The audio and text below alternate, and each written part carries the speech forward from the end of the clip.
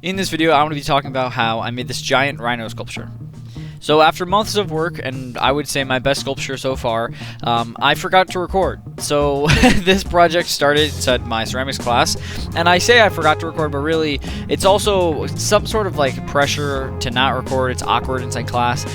So in my ceramics class, I try not to record too much, just because I don't want people looking at me weird, and I don't want to make them uncomfortable. But I just want to talk about it here because I was really proud of this sculpture. But anyways, so I made this giant rhino sculpture by I sculpted this solid. So what I did was I just took a giant bag of clay, and this actually took 2 bags of clay to sculpt, and I used one of them as an armature, and then I built on top of that clay, and then later carved it out. But for this project, my idea was a rhino with a bunch of teacups on top of the horn. The requirement for this project was to do 20 stacked items that added up to 30 inches tall.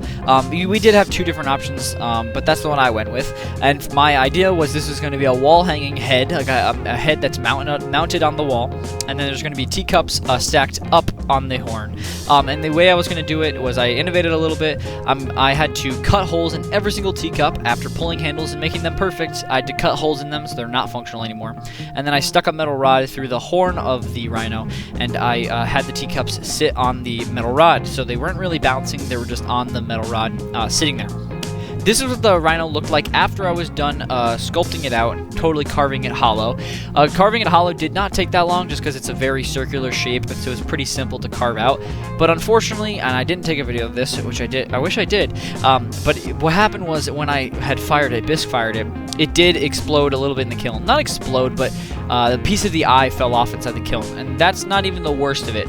I will say when I first glazed this guy, I used underglazes. Now, I normally don't use underglazes on these giant sculptures. I use acrylic paint, but I try to stay away from that because, I don't know, with ceramics, it doesn't really look complete, and sometimes it looks tacky when you use acrylic paint. So I tried to go with underglazes, and it totally messed the sculpture up. This is what it looks like, just completely done. This is one of my favorite sculptures I've made so far, so I was really proud of the way it was looking right before it went in the bisque fire, and I had to dry it out very, very slowly, and this thing took like weeks to dry out. I wrapped it in plastic and let it dry out very gradually so it didn't crack. But like I mentioned, glazing it was an issue. I used underglazes, and when it came out of the kiln, it was literally solid black. It was like a satin black. It was very, very messed up, and it was disappointing to look at, to be honest. I was really mad about it for a while. But then I came back to it, and I brought the sculpture home, and it was the day before I was about to go in the gallery, which is actually displayed in my college gallery right now. But right before I went, I brought it home. Right before the gallery, I took some acrylic paint, and I did a dry brushing coat over the satin black, and I think that was actually it was like a happy accident, I would say, because the satin made the skin a little bit more polished and look nicer, and so I liked the way that the skin texture came out. It looks nice now, so I do like the look of the glazing now. For the cups, I wanted them to look like porcelain, kind of like a bowl in the China shop, and I wanted them to look really delicate. So what I did was I wanted to keep them white, and I did a underglaze transfer. That's what I'm doing here.